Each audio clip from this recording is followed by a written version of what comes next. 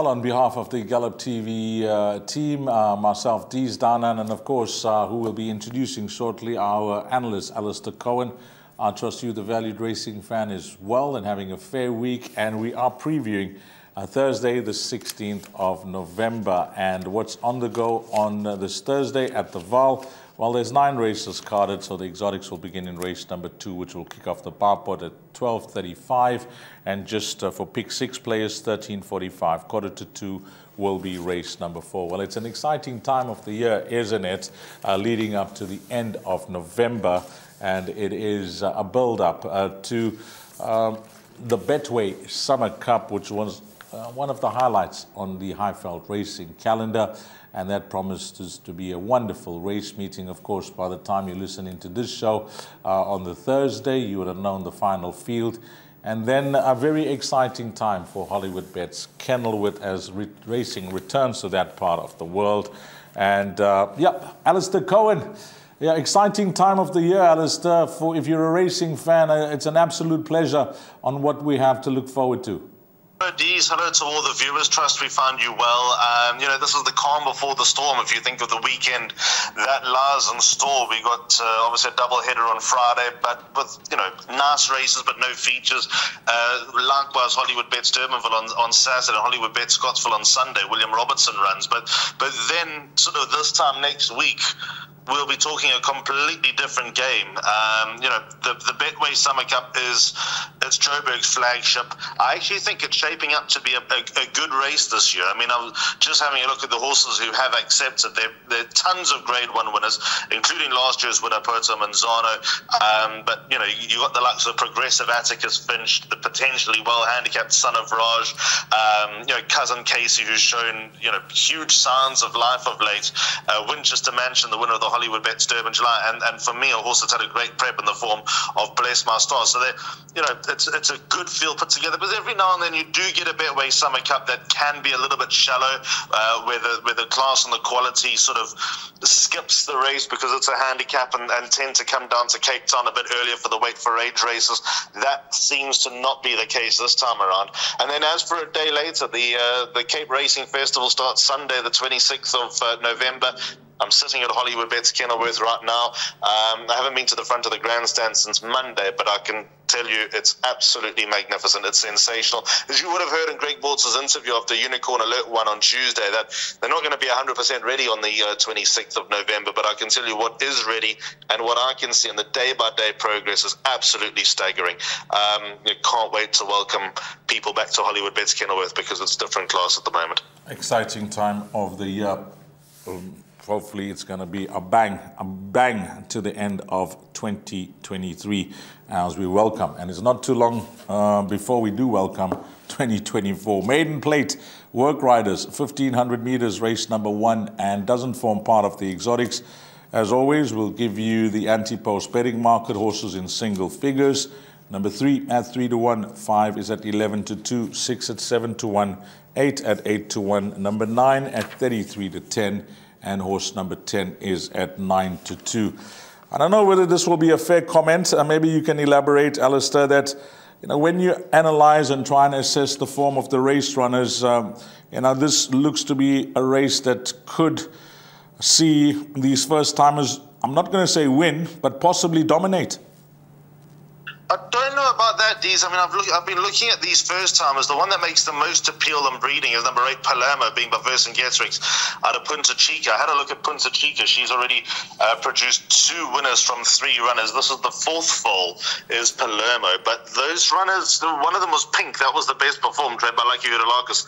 She was a 3-time one. I think she won her debut, and then she went off the boil, but then came back to life sort of towards the end of her career before being retired to stud. Palermo's got a good draw. I wouldn't say that it's a David Nevenhuizen way to start a horse over 1,500 meters first time out, and certainly not as a horse that's been 3 for the last 4 or 5 months. So there are a couple of alarm bells ringing with number 8 Palermo. Obviously we've got to trust we'll take the Paul Peter factor on trust. Pelasila Makawa, the stable jockey or the stable work rider, rides number 5 Judgment Day. You probably better qualified to know anything about that coming out of the People's Syndicate with our good friend Ryan Richards, the nominee there. He's a regular regular at the KZN race meetings. The son of Just as well, could be anything first time out. But you may remember yesterday there was a press release sent out by the NHA with regard to Edward Rye, and that takes me to number 3, Breath of Magic. Edward Rye returned from a 6-month layoff and a fractured pelvis, and he defied and exceeded and went against the NHA's guidelines when it comes to rating 4-year-olds. Obviously I think it's 75, the guideline that they have, but because of an exceptional circumstances, Edward Rye was given a rating of 83 because his win was so eye-catching on Sunday. Now, this was Breath of Magic. There's a form update. Ran 4th, 8.5 lengths to Edward Rye. They obviously used Breath of Magic probably as a line horse there, being an 80 and of a net, 66, I think. A net 66, that's how they probably would have got to their sums with Edward Rye. Now, if you consider that Breath of Magic was only about 2 lengths behind the 3rd place horse, that run would have looked all the more appealing. So I'm going to go out on a limb here and say that number 3, Breath of Magic, is the horse they all need to beat in race number 1.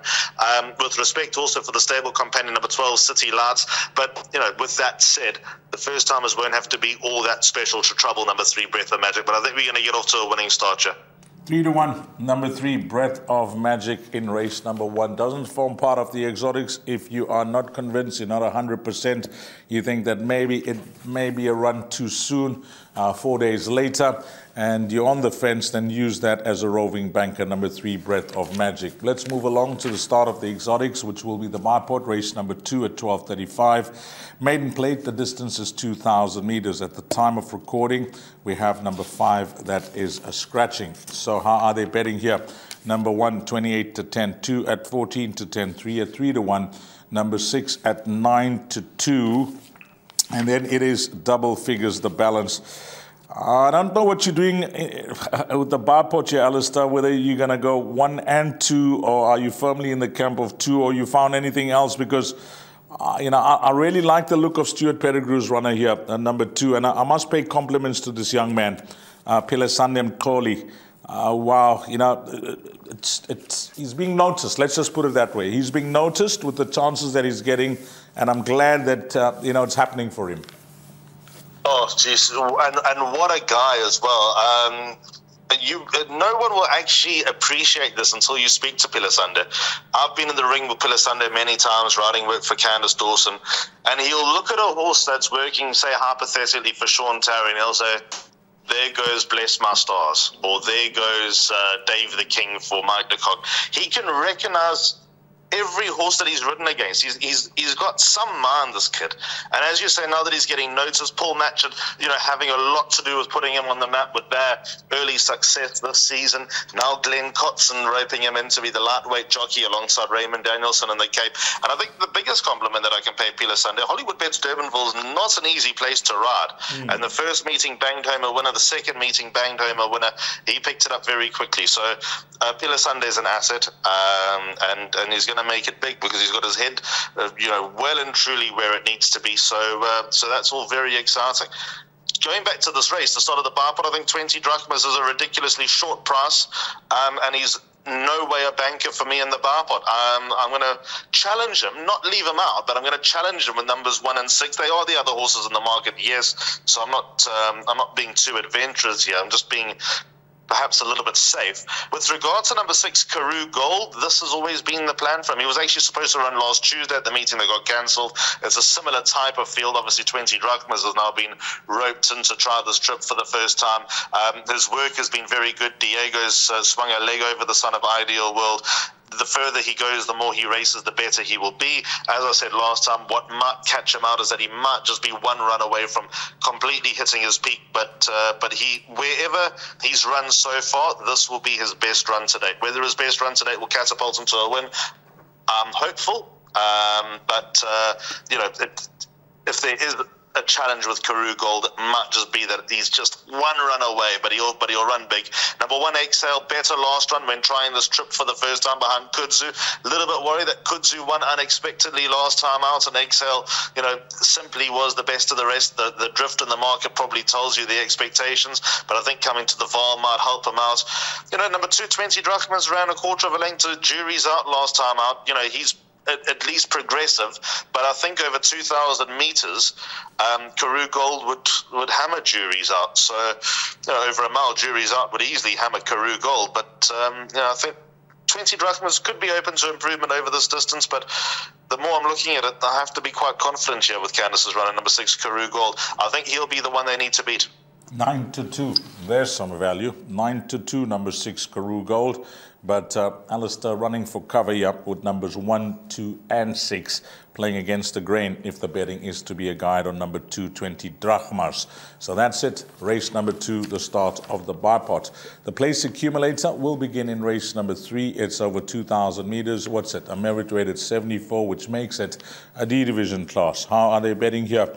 Number 1 at 5-1, 2 at 4-1. 3 is a 4-1 shot. 4 at 6-1, 6 at 9-2, Alistair. Just looking at the balance, yeah, number 13, Karapi, that's an 8-1 shot. What a start to the place accumulator. If you can get through with the minimum spend, it just shows, I mean, whatever results you get here, regardless of the pricing of the horses, you are going to drop tickets either way. If you manage to double or treble up, it's an absolute bonus here. Maybe Alistair can help us. Firstly, how many horses from the field of 13 at the time of recording are you including in the PA? PA is my suggested bet, Deez, and I've got 3 horses. But I'm keen on a horse here to perhaps make us a little bit of money. He's obviously in double figures because he didn't give his price. He hasn't won in a year, and that's number 10, Lebeccio. I'll tell you why I like Lebeccio, Deez. There's a lot of horses here that are in the same boat. They found themselves in form but not quite winning. Kambulu potentially the exception, but he now runs under a penalty for winning a maiden. A maiden that form looks okay. But you take the likes of Romeo's Magic, Little Prince, 5th of July, Rosie Lemon on the back of a win as well. And then further down the page, Karapi. They're consistent horses, but their ratings haven't been altered. Whereas Lebeccio, although well beaten last time over a mile and a half, I think that probably stretched him a bit too far, second run after a long break. I think coming back to 2,000 meters on the back of a further rating drop, Lebeccio was once as high as an 80. He's now down to a 63. Caden Brewer and Tyro Nzaki have been doing quite a bit of damage lately, especially with a horse Damo start.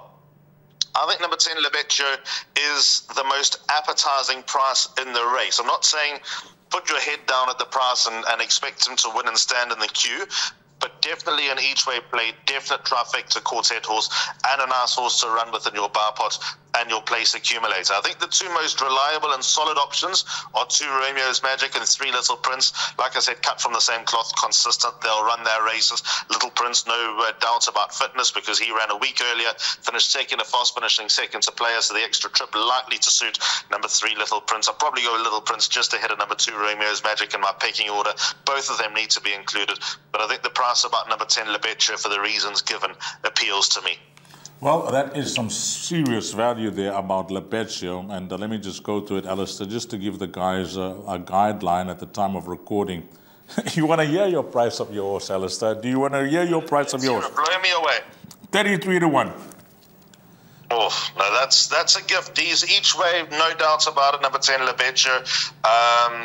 If you told me 16-1, I'd say that's a reasonable price. 33-1, I think, is mouth-watering. Well, for those racing fans that tune in and listen to these previews, I will guarantee that 33-1 is not going to last about number 10, Lebeccio. And my suggestion is cover the places. You'll get good place value there in this field of 13. Alistair's found a big one in number 10, Lebeccio.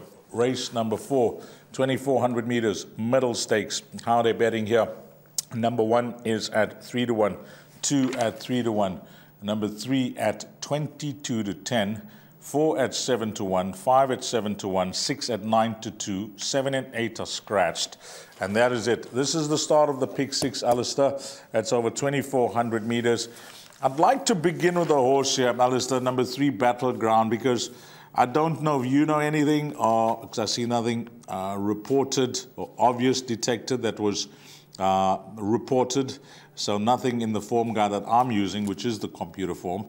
But if you just ignore that last start, I mean, with 54 on his back and the engagement of Richard Fourie, he has to grab your attention, number 3, Battleground.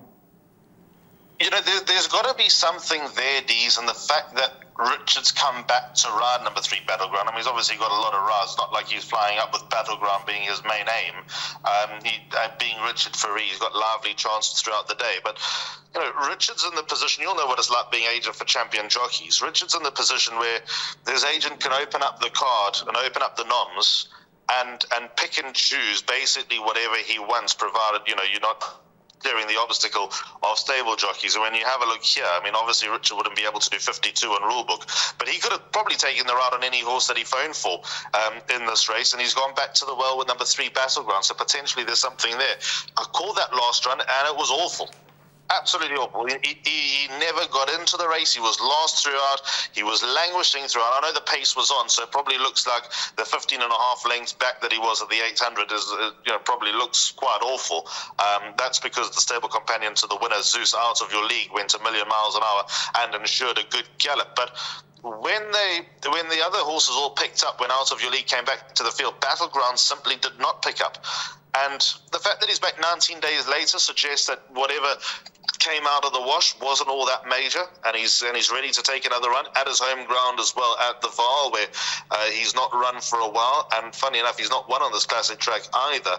In fact, he's never won at the Vaal. His 3 wins have all come at Turffontein, and Lucky's formidable at the Vaal. Not to say he's only trains winners at the Vaal, but I find that a bit bizarre. You know, that last run, not good enough to win. His runs prior to that, definitely good enough to win. I think the horse they all need to beat here, though, is number 2, Flying Bull, D's. Calvin Habib takes a ride. You know, it wouldn't be the natural way to come back from a 3-month layoff and go 2,400 meters twice, but they put some good mileage into the legs with number 2 Flying Bull, and now this probably is the time to strike. On the run in the Java, although, you know, we're making excuses for Battleground, on that run in the Java, finished in front of Mambo Camtesio, finished in front of Out of Your League, who obviously went 1,000,000 miles an hour. Out of Your League's got a slight beneficial swing at the weights, but, you know, that last run takes the sting out of them. So I think number 2 Flying Bull, from a PA perspective, will run into the first 3, but in the pick 6, you might have to shop around for a few here. It's hard to put a pen through too many. The 2 scratchings actually help from a pick 6 perspective. Yes, they do, because as we've come to know, 2,400 meters, yeah, a lot depends on how the race is run. And this race, Alistair suggesting that you know, numbers 2 and 3, possibly the right horses in the race, but we'll have a look at the numbers that he's gone for in the place accumulator. It's now a field of 7 that go to post at the time of recording, with numbers 7 and 8 out. That will be the start of the pick 6. So all the best trying to you know, narrow things down, or if you're including the field, well, hopefully it is the result that you require. Race number 5 is a graduation plate over 1,200 meters, and in these plated races, we usually refer to the best weighted column. I'll read that out to you. Number 1, Zabomba, is at 18 to 10. 2, Silver Tudor, is at 2 to 1. Then we go to number 4, Richard I. This runner does interest me at 7 to 2. Then on to number 7, One Fell Swoop, at 4 to 1. And it is double figures, the balance. I'll begin with the best weighted column, Alistair. Yeah, there's not much in it, but there is, you know, a gap. Zabomba, number 1 to numbers 2 and 4, who are joint at 90. And then it is number 7 at an 86 and 8 at an 85. I'll tell you what happened here. First, I went Zabomba. Then I had a look, and I went Zabomba, Silver Tudor. Then I had a further look, and I went 1, 2, and 7. And then I had a last look, and I said, no, I'm going to stick with my rule. There's 8 runners. I'm going to include number 4, Richard I, who I am now going to make my top choice here. Am I barking up the wrong tree? And, you know, I know that last start on the 28th of October was a hot field, etc. But nevertheless, that was over 1,400 meters. At this stage of the game, more a sprinter? It's difficult to say, Dees. I mean, obviously we got the juice through a Sporting Post column about 3-year-olds versus older horses. There was also a press release done about a week ago showing graphs and statistics, which was quite well researched but very difficult to follow. Just in layman's terms, with all the 3-year-olds that have been turning up in handicaps and turning over their older contemporaries, and all these horses that are improving and you know, sort of monitoring ratings and all that. So if you look at it, Richard I, first is actually a net 82 in this race, was 56 kilos. When I say net 82, 92 minus the 5 kilos weight for age for a 3-year-old that he should obviously, or that has been taken into account. The structure of the race obviously puts Richard the First bang into the race, as it does with Tsar Bomber, as it does with Silver Tudor, you know, with your best weighted column comments. You know, I can see number 4, Richard the First, actually being a big danger here. JP van der Merwe takes her out for his sponsors, Jan and Linda Stekhoven of Bryanston Auctioneers. They sponsor JP, so there'll be no stone unturned with the son of William Longsword. And yes, it could very well be the right idea to go back to 1,200 meters where he seems to be running his best races. If you actually take that penultimate run to Raven Black into consideration, although hammered by Raven Black, be with me, is far ahead of the handicapper. He got punished 8 pounds and 10 pounds and 2 wins, did Raven Black, and I'm still not convinced the handicappers have quite got the best of number 4, or rather of Raven Black, the horse who beat number 4, Richard the First. So from that point of view, I have all the time in the world for number 4, Richard the First. My banker in the place accumulator, though, is number 2, Silver Tudor. Now, you know, between the 3 horses, I'm not so keen on number 7, One Fell Swoop, I must be honest. If you can't beat Law of Success, then I think you're in trouble against these horses. I've banked number 2, Silver Tudor, but I think you could probably take the stance that either 1, 2, or 4 should suffice. I don't see too many demons in this race. Number 2, Silver Tudor, to me, the way that he stayed on in his last start screams that he's just about ready to win. What makes me think a little bit, though, is that he's not running a handicap yet, and Sean Terry's very shrewd with how he places these horses, that, you know, he might just be a runaway, being a 3rd run after a race now, might just be a runaway from totally getting everything to click. But Richard Ferree takes the ride. His best win was in that Monaco maiden sprint where he beat Iron Sky by 5 lengths. That was a very strong form line. The only reason why I'm going to give Tsar Bomber a chance is that they met on the 14th of May, and Tsar Bomber's got a very generous, 4-kilogram swing at the weights. And there was 3 lengths in it. So Tsar Bomber has to be respected and put into the conversation.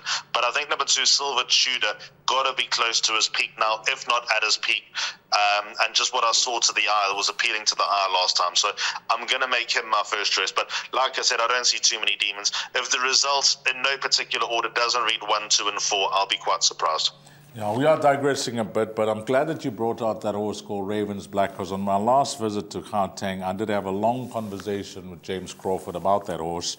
And I actually mentioned to him, Alistair, that, you know, with regards to rating, etc., you can only be rated against the opposition that you face on the day that's in that field. And when you get a horse that's upwardly mobile and he's cleverly placed, like this horse Raven Black, was very lightly raced. So I agree with you. Yeah, he's not exposed at the level that we want him to be exposed, yes, until they start racing him against that type of opposition. So we'll see how he goes, because, you know, he's a horse that does excite me, Ravens Black. That is race number 5. Alistair's given you some horses there in the 5th race, and we move along to race number 6. It's over 1,200 meters. It's a merit-rated 80 handicap, and how they're betting here. Well, this race is a very interesting race, and I'm going to get Alistair's thoughts on this. Number 1 is at 4 to 1, 2 at 7 to 2, 3 at 5 to 1, 4 at 6 to 1, 5 at 8 to 1, 7 at 6 to 1, and 8 at 5 to 1.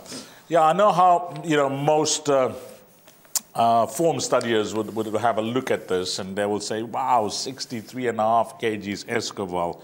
Whew, surely I'm going to leave that out, even if Pierre's on it. But then you have a look at the spread of the weights, and this is where I can see why Clinton Binder hasn't gone for an apprentice here. But the bottom weight, and I'm not taking the 4 claimers into account here, Alistair, with numbers 5 and 6. I'm just looking at on straight weights. You got 63 and you got down to 56. That's 7 kgs. I mean, it's 7 kgs. I mean, usually you get it from 60 to 52, which is 8 kgs. So it all depends on how this horse carries the weight instead of the weight he's carrying. Is that a comment that you'd agree with? really fair, Dees, because let's say hypothetically this was an MR87, which is Esquivel's rating. Sure. Esquivel would be carrying 60 and Copper John would be carrying 52.5. So Correct. it's all relative. Correct. So yes, your angle of judgment I cannot fault, and I'm not going to argue because you're 100% right.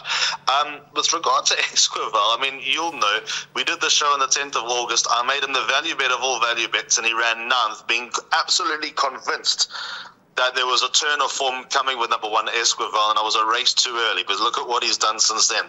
3 wins and a third. He's proven to be so good to follow. And I thought Strikers routed him last time, which was perfectly measured.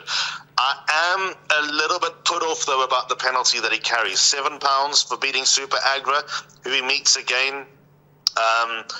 It's Super Agra, by virtue of Trent Mayhew's allowance, is how many kilos better off? 3.5 kilos better off for a 2 1/4 length beating. I have a feeling that might turn. I can't see Esquivel having too much more in hand. That's the point I'm trying to make. So I'm a fan of Esquivel as the horse, but I'm a little bit off him on this card, I must be honest. I'll tell you what I'm battling to grapple with in this, D's, is number 4, Prince of Green. Why he's back to a 1200. He beat White Pearl over 1450, and since then he's run lovely races to Red Bomber. Red Bomber ran a ripper on Sunday in that graduation plate, and then a nice enough run to Zanovi last time when Zanovi was weighted.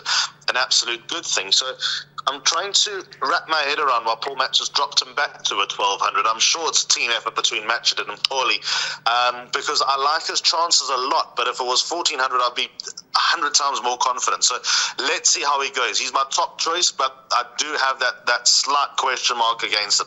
Number 3, Siberian Steel.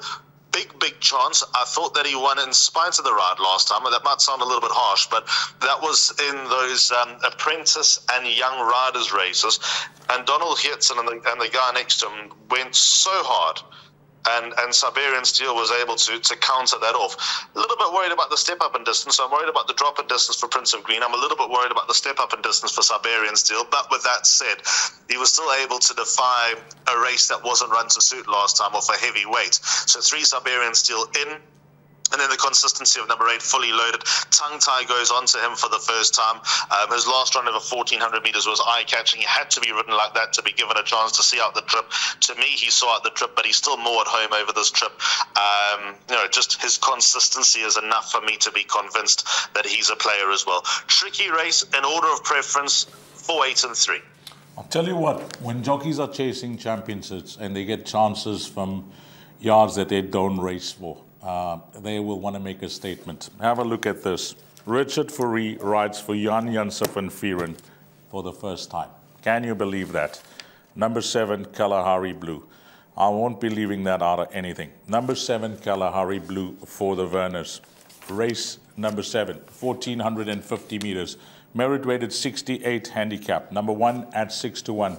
3 at 18 to 10. 4 at 6 to 1. 5 at 4 to 1. 6 at 7 to 2. And then it is double figures, the balance. I think this race, Alistair, unless you really like something like Joanna, Stuart Pettigrew's runner, then you are going to save a lot of money trying to reduce the perm, because if you look past Stuart Pettigrew's filly here, who is taking on the boys, and I don't know if you think the price is right, then it becomes a very tricky race for me. Dees, I'm not looking past Joanna. I hear you. You're 100% right. If you look past Joanna, you've probably got Godfather on the radar as well. But yes, you're right. There's nothing that jumps off the page past Joanna. She takes on boys. But let me go back to that last run to My Soulmate. First of all, My Soulmate is running in the Betway Fillies Mile on Summer Cup Day. Even though her rating is 87, you can be with me. She's miles ahead of the handicapper. And Gavin Lorena is riding her and didn't even hesitate in asking for the ride. Right, so out of My Soulmate's run, the second horse, Let's Go Now, finished 3rd in the Her Serene Highness Charlene Stakes, the Starling Stakes. Now, for me, that's a big run. It's a far better run from Let's Go Now, who finished just in front of Duenna at a much higher level. Behind Duenna was See an Enemy, ran 3.5 lengths behind Duenna, came out and won. And the horse who ran 8 lengths behind Duenna, Little Miss Sunshine, granted in a weak race, came out and won. Queen Bomi has come out and run fourth. Pascal Samaray ran her best race in a while out of that. Ariel's Jet also ran a nice enough race. That is a strong form line. The 3-year-old ran first, second, third, and fourth in that particular race. My soulmate, Let's Go Now, Duenna, and Ariel's Jet. I'm bullish. I'm confident. Duenna at the price, one of the best bets on the card. Take a lot for me to be put off. Well, Alistair is on the mark with his best bets at the race meetings that I've been previewing with him. If you can recall, I know the Pick Six paid 8,000 over the weekend, but nevertheless, the race that I wanted to go wide, he was 100% spot on with One Religion. That arrived, and then Bavarian Beauty later on. So those two bankers were there. The Pick Six paid 8K. As long as you're making a profit, that is what matters, because that's how you survive in this game. So race number 7 will be with Alistair Cohen here, with number 3, Duenna, at 18 to 10 at the time of recording. Let's move along to race number 8, merit weighted 86 handicap. The distance is 1,600 meters, where number 1 is at 8 to 1, 3 at 6 to 1, 4 at 7 to 2, 5 at 4 to 1, 6 at 4 to 1, and it is double figures, the balance. 11 runners at the time of recording. Alistair mentioned that he's given a place accumulator as a suggested bet. What are your numbers here, Alistair? They're 1 and 6. I'm looking at this race again. Even though, even though I can't be put off by 1 and 6, the more I'm looking at this race, the more trouble I have with it, because this is open. I'll not do well to survive with 1 and 6, but I might sort of reassess come race time and have a look at the likes of 5 Mo, the man. Don't know if Laughing Williams is ready to win, but he'll run a much better race this time around. Then number 11, Dungeons, a horse who's been on my card for such a long time and finally rewarded us last time out. But with regard to 1 and 6, let's talk about them, as they're the numbers that I've got. Free Movement has me stumped. I think he has Robbie Sage stumped. Hopefully Simango Kamalo can get the most out of the son of Master on My Fate.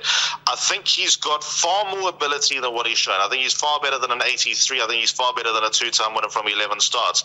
He was labelled early on in his career as being a horse that's got no running, and he showed that numerous times, and that he hit the front so soon and didn't go on with the effort. Then eventually the confidence was up, and then his penultimate start, maybe he tried a distance too far. That backfired last time, better run. I'm having a tough time reading Free Movement, but I am a believer in the horse, that I think that there's some untapped potential there, and they haven't quite got to the bottom of him. So I'm hoping that Simango Kamalo is the right man. But if you think of Simango and his forcefulness and his vigor in finishes, you know, is he going to be the, I don't know, 6 Free Movement? You know, I would love to go. I'd love to get into his head and see what is or what's holding him back. And then number 1 on the card, Funky Music. I think that he's going to bounce back at some stage. The 4 kilo claim for me is the most interesting aspect with number 1, Funky Music. I know he was well beaten last time out by Fort Lauderdale, but again, that was in one of those apprentice and young riders races. And again, Funky Music didn't have everything go his own way, and Fort Lauderdale, who's now got a tough draw, ran everyone down on that occasion, the James D. Harbour. So I like number 1, Funky Music. I think the 4 kilo claim is going to make a huge difference. So for me, 1 and 6, but I've got respect for a few in here. You might, in pick sixes and jackpots, you'll be wise. Rather be wise than foolish, and include whatever you like in those bets. Numbers 1 and 6 for Alistair in race number 8. Well, it's just amazing how the Western Cape garnishing support from all around the country with regards to trainers, etc. Obviously, the incentives are incredible. I say this because I was having a look at some of the racing over the weekend, and the return of Ian van Schalkwyk sales to the Western Cape with the Dean Kannemeyer stable. Have a look at that over the weekend. And race number 9, 1,450 meters. Fillies and Mares, 68 handicap. How are they betting here? Number 2, 3 to 1. Number 3 at 5 to 1. 4 at 6 to 1. 5 is at 8 to 1. Number 7 is at 11 to 2. The only anti-post mover, believe it or not, it is true, from Hollywoodbets, we get the updates, is 1 horse for this race meeting, Alistair, and it comes up in race number 9, and it's from 66 to 1 into 25 to 1. And Alistair doesn't have a problem with this name. It's Bad Hair Day, number 12. And then that is it. double figures the balance. That's the only market mover, and it's from a small stable, and they've decided, let's have a go on our horse from 66 to 1 into 25 to 1, so take note of that. Yeah, we often say that the quartet is the way to go whenever we close off our local race meetings, because it's well supported by the valued racing fans. It's the last race, and it is the biggest pool when it comes to exotics in a particular race that is offered by Tab and Tab Gold. And I'd expect this quartet pool to be huge to close things off, because this is highly competitive. I mean, if you are a Hollywoodbets Punters Challenge entry and you're standing 8 from 8, I mean, this race, to try and get 9 from 9, you really need things to go your way to win that jackpot, Alistair. I mean, it'll actually be a miracle if you do so. You'd almost be hoping that a thunderstorm comes and you're the only ticket 8 after 8 out of 8, and that you get a thunderstorm, because it would be the longest 35 minutes you'll ever experience. How many? Yeah, 35 minutes between races 8 and 9. This is open. With regard to number 12, Bad Hair Day, I do not have her in, but little wonder, because she is a half sister to Grade 1 winner Bavarian Beauty, and also the support obviously comes from the fact that she ran well above her rating last time out. But I think that was a bit of a weird run race. Runway Bomb and David Niebenhuizen's horse No Filter fought that one out. I suppose you can make the case for Bad Hair Day. There's obviously a few guys that have studied that form and done the mathematics, but I think she ran above herself because it was a small field, and probably flattered a little bit, number 12, Bad Hair Day. But yeah, top 4 chance, definitely. My top choice in this final race is number 4, Si Veloce. Richard Ferree taking the ride for Paul Matchett. Doesn't happen often. They've drawn blanks throughout the last 12 months, including on this horse, Si Veloce at Hollywoodbets Greyville, who was actually punted on that occasion. There was some excuse for Si Veloce. I'm trying to remember what it was. Look, I don't think she's going to Hollywood, this daughter of Rafif. She's drawn on the inside, though, on the Vaal Classic track. That's got to be big. The ratings come down ever so slightly. She's trying this trip for the first time, so more an experiment than anything that we can go to the well with and be confident about. But I still think that she could be in the right place at the right time when she goes to trip number 4, Si Veloce. Number 2, Sweet Basil. First run after winning her maiden. This was not the Pettigrew style. Nothing about this screams Stuart Pettigrew. Winning first time out. Look at the drift. And then running from a bad draw. So I'll take the stance that Sweet Basil's being set up for a race or races to come, and this is just a nice place for her. But she clearly sprung up on them first time out, and it's not impossible that she'll do so again, because there's no doubt that she'll be dropped in and be asked to run her finish her race strongly. And then number 7, Run for Isla. You know, if anyone gets a tune out of the daughter of Futura, it's Keratila Kecheri. Now running in my colours. There's something that caught me by surprise. She is what she is. She's no superstar. She actually, gets all the TLC from the groom. She was the groom's also. So that's the story there. Fresh off 2 places. She probably should have won her penultimate start behind Mabane. Another stride, and she wins it. Last time against Boy, she ran a nice enough race behind Lulu's Boy. Can't be confident. She's fit enough, despite coming off a 119-day layoff. She will run wherever she's set to run. So, she's my 3rd choice in the race, because I think she's the 3rd best horse in the race. So don't be put off by the layoff. She's done her homework. Give me a roving, guys that like to play roving bankers in court. I'm not one of them, but if you want to almost be guaranteed of a runner running in the top 4 for someone listening in, which horse would it be? It would be Si Veloce, Dees. It would be Richard Ferree and Paul Matchett. I'll go with Si Veloce. I'll tell you what is interesting now is that Back to the Future gets a chance to run under Sasebo. So there's another horse that you just want to have a good look at after the scratchings. Yep, with numbers 10 and 16 out at the time of recording. Alistair 100%. Si Sasebo has picked up the ride on number 15. So his roving banker there, if you are looking for one, will be Matchett and Ferree on number 4, Si Veloce. Let's go to your bet, Alistair. That has come up, and it is a suggested place accumulator.